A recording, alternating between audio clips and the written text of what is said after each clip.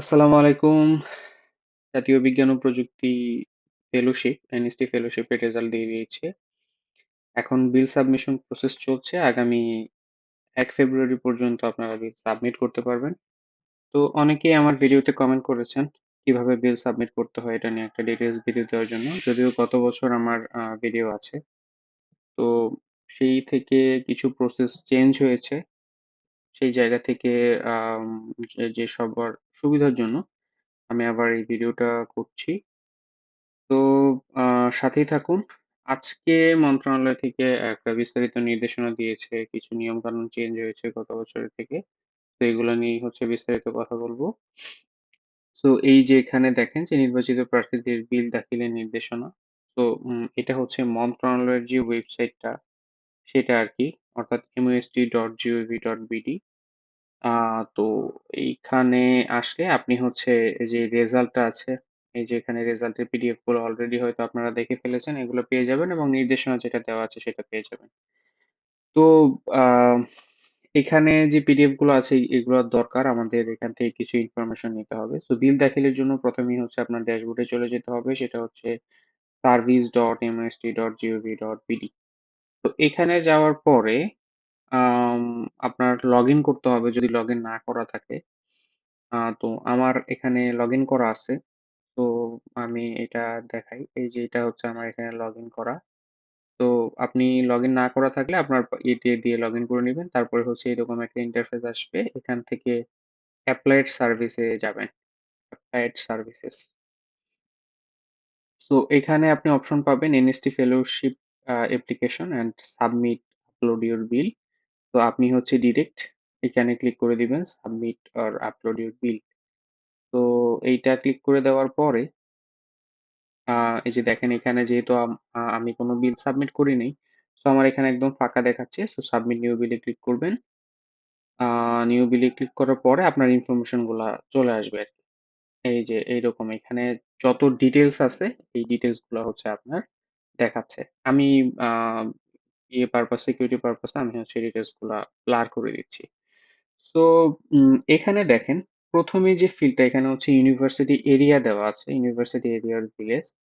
তো যেহেতু জাহাঙ্গীরনগর ইউনিভার্সিটি সাভারে, সো এখানে হচ্ছে সাভার দিয়ে দিচ্ছি।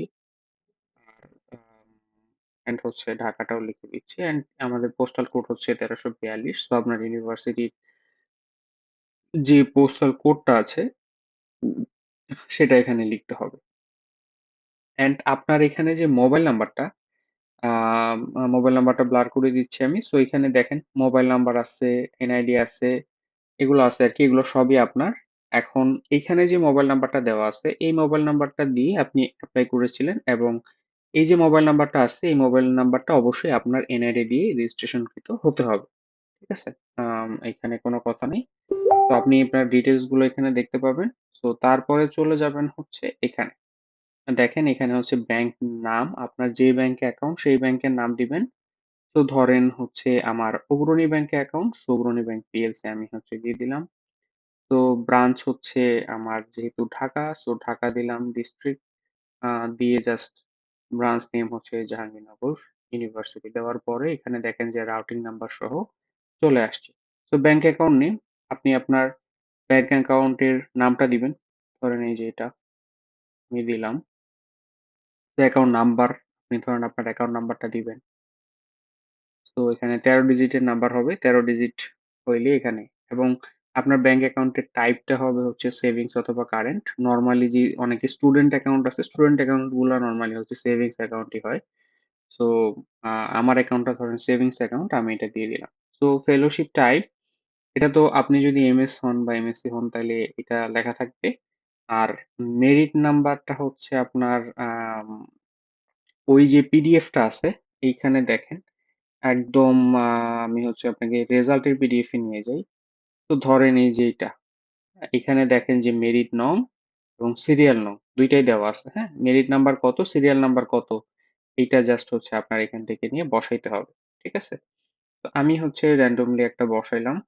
তো ধরেন মেরিট নং হচ্ছে আপনার ধরেন 214, আর সিরিয়াল নাম্বার ছিল ধরেন কত, ধরেন একটা নাম্বার দিলাম আর কি, 60।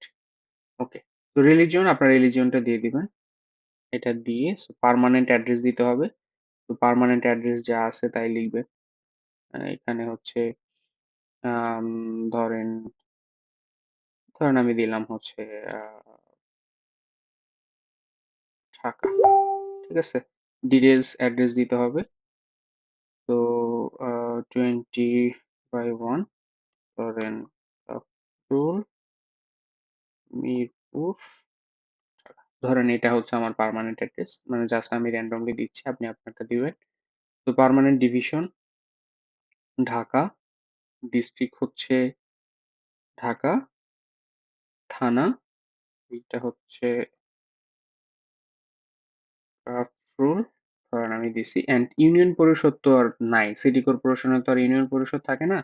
কিন্তু ধরেন এখানে দেখেন all applicant must select union except applicant of city corporation আর পৌরসভা। তো পৌরসভায় তো আর ইউনিয়ন পরিষদ থাকে না।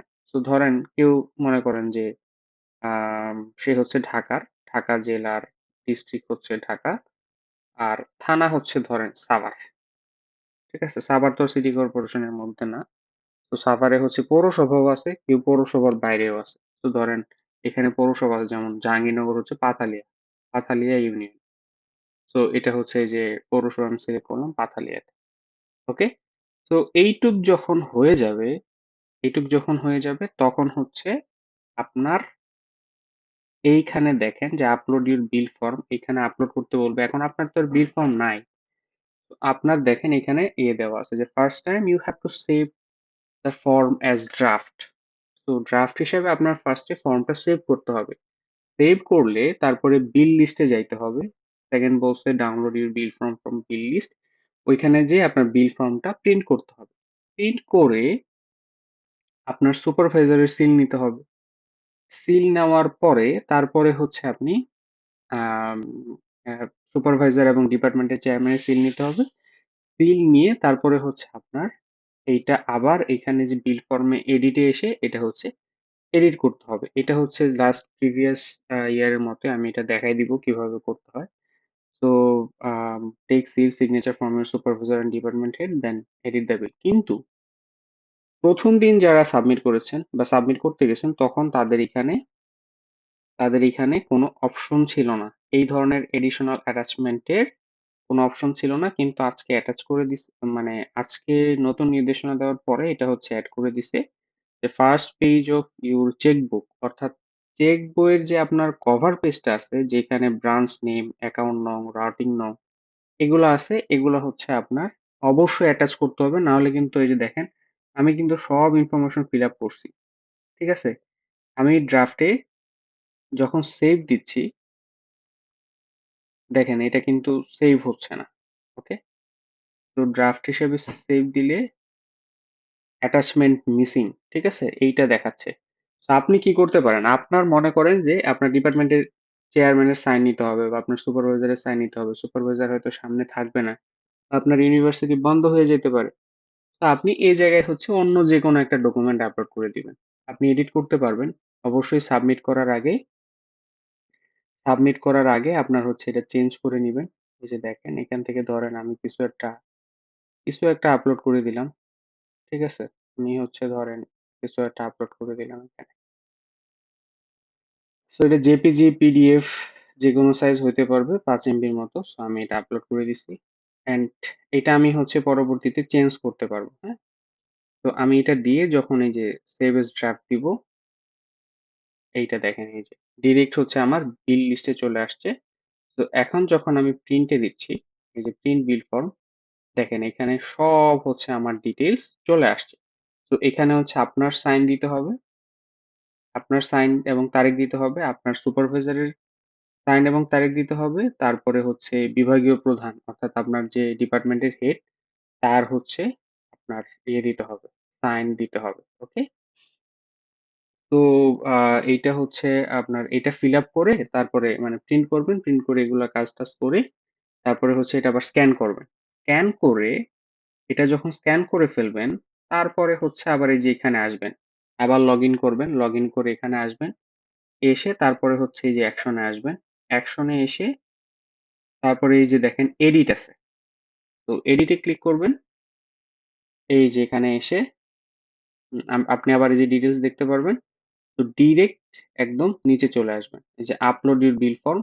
এখন ধরেন ওই যে আপনি যেটার মধ্যে সুপারভাইজারের সিল সাইন নিছিলেন, এইটা যে ক্লিক টু আপলোডে দিয়ে আপনি হচ্ছে এটা আপলোড করে ফেলবেন। ওকে। তো এটা আপলোড করে দিলে, এটা যখন আপলোড করে দিবেন তখন হচ্ছে এই যে you must click to submit button to submit your bill. তো এই যে এখানে হচ্ছে তখন আপনার সাবমিট বাটন আসবে। আগে কিন্তু সাবমিট বাটনটা ছিল না। এটা হচ্ছে আমি যখন ওই যে বিলটা ক্রিয়েট করছি তারপরে হচ্ছে আমার সাবমিট বাটন আসছে। তো এটা দিয়ে সাবমিট করতে হবে। ওকে। তো এখন কথা হচ্ছে যে আম, মানে আপনাদের ওই যে লাস্টে নিনজা টেকনিকটা শিখিয়ে দিলাম, এটা আপনারা ফলো করতে পারেন। কিন্তু অবশ্যই অবশ্যই পরবর্তীতে আপনি যখন ওই যে ব্যাংক থেকে হচ্ছে চেক বইটা পাবেন, অনেকের হচ্ছে চেক বই নাই, যেহেতু নতুন নির্দেশনা দিছে, ব্যাংক থেকে যখন চেক বইটা পাবেন তখন হচ্ছে এই যে আবার আপলোড বাটনে ক্লিক করে এই যে এইটার বাদ দিয়ে নতুন একটা জিনিস আপলোড করতে হবে আর কি। ঠিক আছে। এই যে এখান থেকে ধরেন আপনার নতুন যে চেক বইটা যেটা ব্যাংক থেকে নিবেন সেটা আপলোড করতে হবে। তো এখন আসি কিছু এফএকিউতে, মানে কিছু কিছু ব্যাপার যেখানে সবার কনফিউশন আছে। এটা তো জাস্ট আমি প্রসেসটা দেখাইলাম কিভাবে করতে হবে। তো এখন আসি যে আম, কিছু কনফিউশনের ব্যাপার যেটা সবাই বলছে আর কি, অনেক জায়গায় অনেক গ্রুপে দেখলাম। তো দেখেন আজকে নির্দেশনা দেওয়ার পরে সবকিছু হচ্ছে ক্লিয়ার হয়ে যাওয়ার কথা। তো দেখেন যে বিল দাখিলকারীর ফেলোর নাম এবং জন্ম তারিখ এনআইডির সাথে মিল থাকতে হবে, এবং সিল সিল থাকতে হবে। মোবাইল নাম্বার আবশ্যিকভাবে জাতীয় পরিচয়পত্রের বিপরীতে নিবন্ধিত হতে হবে। তো আপনি যেই মোবাইল নাম্বারটা ইউজ করতেছেন এটা অবশ্যই আপনার এনআইডি কার্ড দিয়ে নিবন্ধিত হতে হবে। ঠিক আছে। আপনি এনআইডি কার্ডের পরিবর্তে জন্ম সনদ বা অন্য কোনো ডকুমেন্ট ব্যবহার করতে পারবেন না। প্রদত্ত ব্যাংক অ্যাকাউন্ট বাংলাদেশের যে কোনো তফসিলি ব্যাংকের হতে হবে। তো তফসিলি ব্যাংক হচ্ছে সরকারি ব্যাংক, বেসরকারি ব্যাংক, যে কোনো ব্যাংক হইতে পারে, কারেন্ট অ্যাকাউন্ট, সেভিংস অ্যাকাউন্ট হইতে পারে, যে কোনো ব্যাংকই হইতে পারে, যে কোনো তফসিলি ব্যাংক হইলেই হবে। তো ব্যাংক অ্যাকাউন্টে প্রদত্ত নাম, মোবাইল নাম্বার জাতীয় পরিচয়পত্রের বিপরীতে হতে হবে। সো নট নেসেসারিলি যে আপনার যে মোবাইল নাম্বার আপনি দিছেন, বিলে যে আপনার মোবাইল নাম্বার আছে বা যেটা দিয়ে হচ্ছে আপনি অ্যাপ্লাই করছেন, সেই মোবাইল নাম্বার আর ব্যাংক অ্যাকাউন্টের মোবাইল নাম্বার সেম হইতে হবে, এটা কিন্তু দরকার নাই। কিন্তু ব্যাংক অ্যাকাউন্টে যে মোবাইল নাম্বারটা দেওয়া আছে সেটা অবশ্যই আপনার এনআইডি দিয়ে মানে রেজিস্ট্রেশনকৃত হতে হবে। ঠিক আছে। এখন ধরেন অনেকে আছেন যে যারা ব্যাংক অ্যাকাউন্ট ক্রিয়েট করছেন কিন্তু বাবা মার মোবাইল নাম্বার দিয়ে করছেন। তো বাবা মার নামে রেজিস্ট্রেশনকৃত মোবাইল নাম্বার দিয়ে করছেন। সো ব্যাংক অ্যাকাউন্টে মানে ব্যাংকে গেলেই আপনার হচ্ছে মোবাইল নাম্বার আপনি সহজে চেঞ্জ করতে পারবেন। সো আপনার এনআইডি দিয়ে রেজিস্ট্রেশনকৃত মোবাইল নাম্বার দিয়ে এটা করে নিবেন। ঠিক আছে। আর ব্যাংকের চেক বইয়ের প্রথম পাতা আপলোড করতে হবে। আপলোডের সময় ব্যাংকের অ্যাকাউন্ট নাম্বার, রটিং নাম্বার, শাখার নাম স্পষ্ট থাকতে হবে। তো এটা আপনাদেরকে ক্লিয়ার করি, অনেকেই স্টুডেন্ট অ্যাকাউন্ট করছেন আর সরকারি ব্যাংকগুলো বাংলাদেশে মানে যাতা অবস্থা। সরকারি ব্যাংকগুলো হচ্ছে আপনাকে প্রথমে টেম্পোরারি চেক বই দেয়, যেখানে এগুলো কিছুই লেখা থাকে না, ম্যানুয়ালি হাতে লেখা থাকে সবকিছু। তো সেইটা দিয়ে হবে না আপনার। এই যে আমি আপনাকে দেখাই, আপনাদের জন্য এটা ক্রিয়েট করে রাখছি। এইটা হচ্ছে নর্মাল ম্যানুয়াল চেকবুক যেটা জাহাঙ্গীরনগর ইউনিভার্সিটির অগ্রণী ব্যাংক দেয় অ্যাকাউন্ট খুলতে। এখানে আপনার নাম হাতে লিখে নিতে হয়। এখানে যে শাখার নাম লেখা, কোনো রাউটিং নাম্বার লেখা নাই, আপনার নাম প্রিন্টেড নাই, কিছুই নাই। ঠিক আছে। এটা হচ্ছে ম্যানুয়াল চেক। আর এই যে এটা ঠিকই জাহাঙ্গীরনগর বিশ্ববিদ্যালয়ের অগ্রণী ব্যাংক থেকে দেওয়া এমআইসিআর চেক। ঠিক আছে। এমআইসিআর মানে হচ্ছে ম্যাগনেটিক ইঙ্ক কার্ড রিডার। এই চেক গুলো হচ্ছে ডিজিটাল চেক হয়। তো দেখেন এখানে ব্রাঞ্চের নাম লেখা আছে এবং এই যে নিচে এটা রাউটিং নাম্বার দেওয়া আছে, নামটা প্রিন্ট করা আছে, অ্যাকাউন্ট নাম্বারটা প্রিন্ট করা আছে। তো এইভাবে হচ্ছে প্রিন্ট করা থাকে। তো আপনি যেই ব্যাংকে আপনার হচ্ছে অ্যাকাউন্ট সেই ব্যাংকে যেয়ে বলবেন এমআইসিআর চেক দেওয়ার জন্য।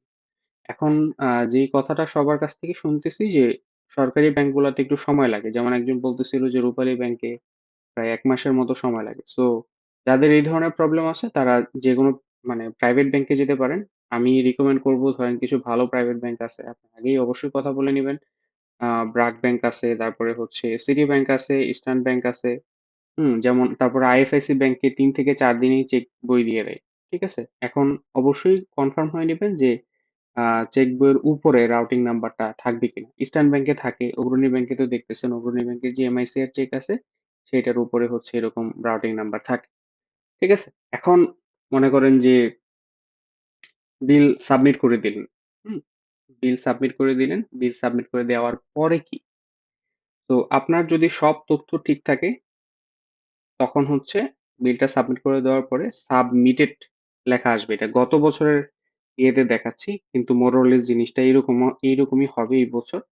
এই বছর এরকমই হবে, কিছুটা চেঞ্জ হইতে পারে কিন্তু গত বছর এরকম ছিল, স্ট্যাটাস গুলো এইভাবে চেঞ্জ হচ্ছিল। তো সাবমিটেড লেখার পরে আপনার বিলটা হচ্ছে রিভিউ হবে, রিভিউ হলে রিভিউড বাই সেকশন অ্যাডমিন এরকম লেখা থাকবে। এখন ওইখানে যদি আপনার তথ্যে কোনো ইনকনসিস্টেন্সি থাকে বা কোনো ঝামেলা থাকে তখন আপনার বিলটা রিজেক্ট করে দিবে, রিজেক্ট করে অথবা আপনাকে অনেক সময় গত বছর মন্ত্রণালয় থেকে ফোন দিয়েছিল যে বিলটা আবার সাবমিট করার জন্য। তো হয়তো আপনি আবার সাবমিটের অপশন পাবেন।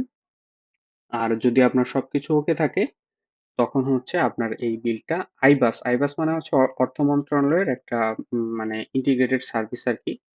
তো ওইখানে ওইটার মাধ্যমেই হচ্ছে বর্তমানে সবকিছু ক্লিয়ার হয়। তো ওরা এই ডেটাটা হচ্ছে অর্থ মন্ত্রণালয়ে পাঠাবে, ওইখান থেকে আপনার পেমেন্টটা হচ্ছে আপনার ডিরেক্ট অ্যাকাউন্টে ক্রেডিট হয়ে যাবে। তো এটাতে সময় লাগে কতদিন?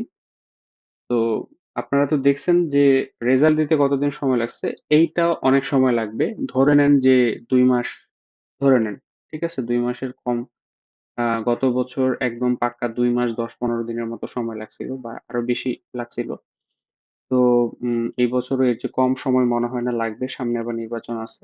তো টাকা পয়সা অনেক দেরিতে আসতে পারে। আর এর মধ্যে অবশ্যই আপনারা স্ট্যাটাস চেক করবেন, বিলের স্ট্যাটাসটা। ওইটা তো সাবমিটেডই মানে অ্যাপ্রুভডই দেখাচ্ছে যারা পেয়ে গেছেন, আর বিলের স্ট্যাটাসটা চেক করবেন। অথবা মন্ত্রণালয় থেকেও কল টল দিতে পারে যদি কোনো প্রবলেম হয়। আবার দেখেন ফ্রডের কল পেয়ে আবার ইয়ে টিয়ে করেন না, অনেকে অনেক সময় হচ্ছে অনেক স্ক্যামের শিকার হয়। তো দেখে নেবেন যে এটা মন্ত্রণালয়ের নাম্বার কি। সো এটাই আজকের ভিডিওতে। ভিডিওটা একটু লং হয়ে গেছে। তো যাদের এরপরও মনে অনেক প্রশ্ন আছে তারা ভিডিওর কমেন্টে জানাতে পারেন, আমি অবশ্যই রিপ্লাই দেওয়ার চেষ্টা করব। এবং সবকিছু তো মোটামুটি ডিটেলসে বললাম। এবং আহ, আহ, সবার জন্য শুভকামনা রইলো। আর অবশ্যই চ্যানেলটিতে সাবস্ক্রাইব করে পাশে থাকবেন, আর লাইক করবেন, বন্ধুদের সাথে শেয়ার করবেন যাদের সমস্যা হচ্ছে তারা যাতে দেখে এখান থেকে উপকৃত হতে পারে। ধন্যবাদ সবাইকে। আসসালামু আলাইকুম।